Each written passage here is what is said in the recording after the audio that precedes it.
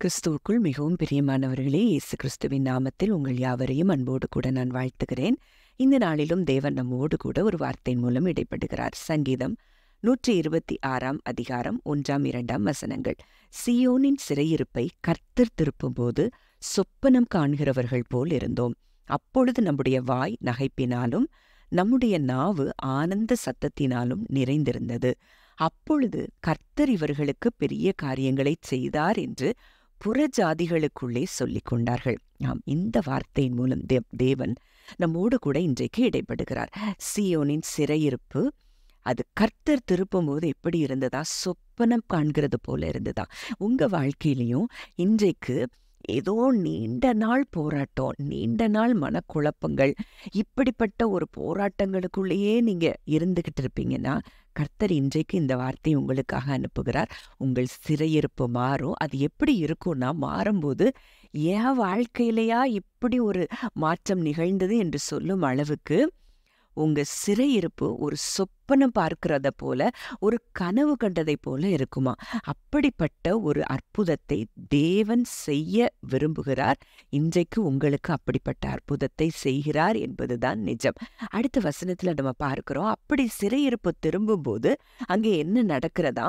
அப்பொழுது நம்முடைய வாய் நகைப்பினாலும் நம்முடைய நாவு ஆனந்த சத்தத்தினாலும் நிறைந்திருந்தது. உங்க வாழ்க்கையில இப்படி உங்க சிறையிருப்பு மாறும்போது உங்களுக்கு வாழ்க்கையெல்லாம் ஒரே சந்தோஷமாய் மாறக்கூடிய ஒரு அற்புதத்தையும் தேவன் செய்கிறார் என்பதுதான் நிஜம். நகைப்பினாலையும் ஆனந்த சத்தத்தினாலையும் நிறைந்திருக்குமா? புறஜாதிகள் கூட உங்களை பார்த்து சொல்லுவாங்களாம், கர்த்தர் இவர்களுக்கு பெரிய காரியங்களை செய்தார் அப்படின்னு சொல்லக்கூடிய அளவுக்கு தேவன் உங்க வாழ்க்கையில மிகப்பெரிய மாற்றங்களை கொண்டு வருகிறார் என்பதுதான் நிஜம். அதே இது 3வது வசனத்துல நம்ம பார்க்கும்போது, கர்த்தர் நமக்கு பெரிய காரியங்களை செய்தார், இது நிமித்தம் நாம் மகிழ்ந்திருக்கிறோம் அப்படின்னு நீங்க சொல்லக்கூடிய நாட்களுக்குள்ள நீங்க வந்திருக்கிறீங்க. ஏசாயா 61 அதிகாரம் 3 வசனத்துல சொல்லப்பட்டிருக்கிறது, சியோனிலே துயரப்பட்டவர்களை சீர்படுத்தவும் அவர்களுக்கு சாம்பலுக்கு பதிலாக சிங்காரத்தையும் துயரத்துக்கு பதிலாக ஆனந்த தைலத்தையும் ஒடுங்கின ஆவிக்கு பதிலாக துதியின் உடையை கொடுக்கவும் அவர் என்னை அனுப்பினார் அப்படின்னு சொல்லி ஏசாயால ஆண்டவர் இந்த பகுதியை வாசிக்கிறத நம்ம பார்க்கிறோம். அப்போ இயேசு கிறிஸ்து நம்ம வாழ்க்கையில வந்துட்டாருனாலே அங்க என்ன இருக்காது? துயரம் இருக்காது. அங்க சாம்பலுக்கு பதிலாக சிங்காரம் உண்டாகுது, துயரத்துக்கு பதிலாக ஆனந்த தைல அபிஷேகம் உண்டாகுது, ஒடுங்கின ஆவிக்கு பதிலாக துதியின் உடையும் இன்றைக்கு தேவன் நமக்கு தருகிறார்.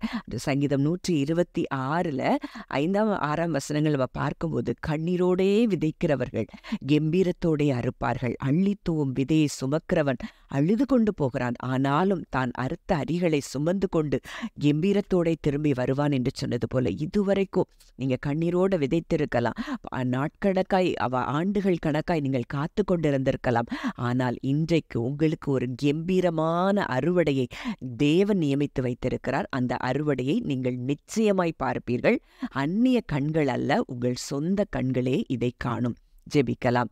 அன்பின் பரலோக தகப்பனே, நன்றியோடு உம்மை துதிக்கிறோம், ஸ்தோத்தரிக்கிறோம். அப்பா, இந்த நாளிலும் நீர் எங்களோடு கூட இடைப்பட்ட உம்முடைய வாக்குத்தத்தத்தின்படி உம்முடைய பிள்ளைகளாக எங்களுடைய எல்லாருடைய வாழ்க்கையிலையும் ஆண்டவரே சிறையிருப்பு திரும்புகிறதற்காக நன்றி செலுத்துகிறோம்.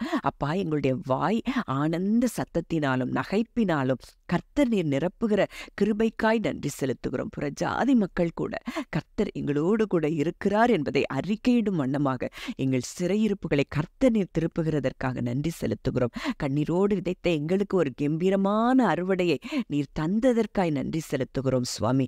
ஆண்டவரே, இந்த நாள்ல அப்படிப்பட்ட அற்புதத்தை நீர் செய்ததற்காய், ஆண்டவரே எங்க வாழ்க்கையில நீர் செய்ய தொடங்கினதற்காய், ஆனந்த தைல அபிஷேகத்தினால் எங்களை நிரப்புகிறதற்காய், துதியின் உடையை நீர் எங்களுக்கு தந்ததற்காய் நன்றி செலுத்துகிறோம். துதி கன மகிமை யாவையும் இயேசு ஒருவருக்கே செலுத்துகிறோம். கர்த்தரும் மீட்பருமாகிய இயேசுவின் மூலம் கேட்கிறோம் ஜீவனுள்ள நல்ல பிதாவே, ஆமென்.